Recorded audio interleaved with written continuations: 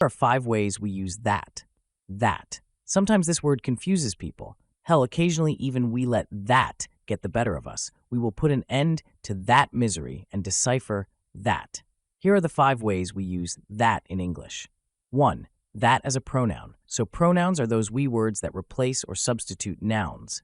That as a pronoun is used for referring to a person or thing that is not very near to the speaker. Do you like that? Yes, I quite like that.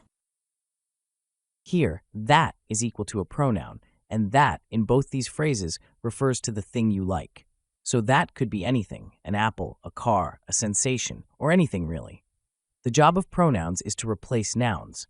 Therefore, that as a pronoun replaces the nouns in these 2 phrases. 2. That as a relative pronoun.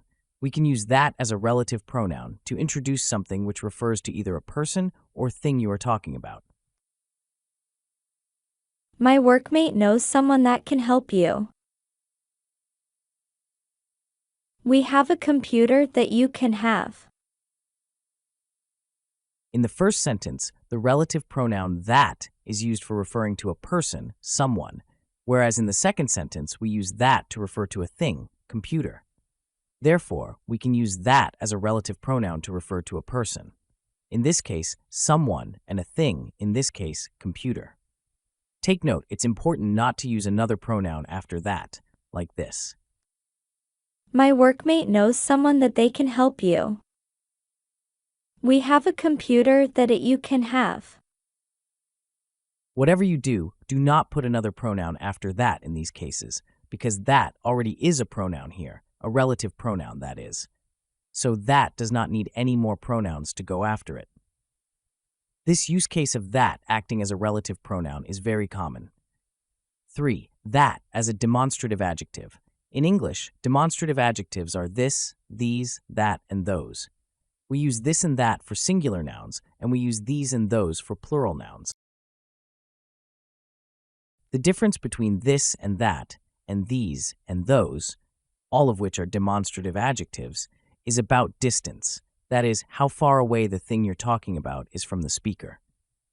For instance, I saw that train station. Can you tell me about that problem?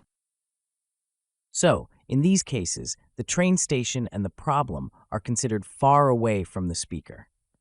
On the contrary, if train station and the problem were closer to the speaker, then the speaker should say, I saw this train station. Can you tell me about this problem? See what we mean?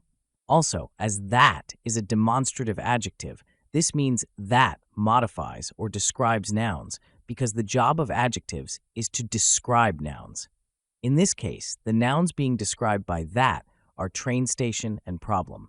By the way, if you are enjoying this video so far, please, pretty please give that subscribe button a click and like this video. It helps us a lot. That as a conjunction. Conjunctions are words that connect other words or phrases. For example, David and Maria are nice. Here, the conjunction and connects the 2 nouns David with Maria, so that can also function the same way because that also functions as a conjunction. However, in most cases, this use is optional and you will not need to use that. Let's take a quick peek. We said that you should go to the city center. We said you should go to the city center. They suggested that we take the motorway. They suggested we take the motorway. So, normally, you do not have to use that when it functions as a conjunction. That being said, sometimes people confuse that as a conjunction with a relative pronoun when it's actually being used as a conjunction, and that's why they wonder why you can put a pronoun after that, such as, Mary explained that we should go there. Mary liked the store that sold her some apples. In the first sentence, that is used as a conjunction, so you can use the pronoun we afterwards, but in the second sentence, that is equal to a relative pronoun, so you cannot use a pronoun afterwards. Such would be incorrect, for example. Mary liked the store that they sold her some apples. Just wanted to be clear about that. 5. That as an adverb. Adverbs are those words which a lot of the times end in ly, such as normally, hardly, etc., and which modify verbs, adjectives, or other adverbs. So we use that as an adverb to describe the extent or degree to which something happens. For instance, Are you really that good at programming? Our team have not been that impressed. in the first sentence, that is modifying the adjective good, meaning to what extent are you good at programming? Whereas in the second sentence, that modifies the verb in the past form impressed with the meaning of to such a degree, so, or the degree to which our team have been impressed. A good trick to know when that is equal to an adverb is if that can be replaced by the phrase to such a degree or so and still have the same meaning. For example, Harry is that amazing. Equals, Harry is to such a degree amazing. I don't think you are that punctual. Equals, I don't think you are so punctual.